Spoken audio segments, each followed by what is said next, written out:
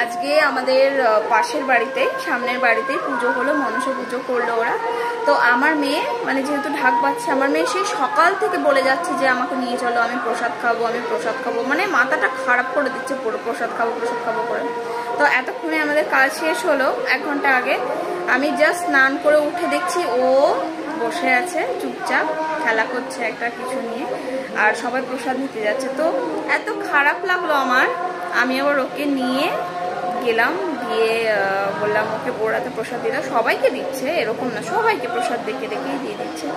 তারপরে আমি আবার একটা বাটি নিয়ে গেলাম, নিয়ে গিয়ে প্রসাদ আমাকে দিয়ে দিল, নিয়ে আসলাম। দেখো এই দেখো খিচুড়ি প্রসাদ করেছে, ঘন্ট আছে, তারপরে একটু ফল ছিল যেটা কিনা ও এখন বসে বসে খাচ্ছে। ভালো লেগেছে। আবার প্রসাদটা আনার পরে বলছে আমি এখন খুব খুশি। তাহলে বলো মানে শুনে কতটা শান্তি লাগে।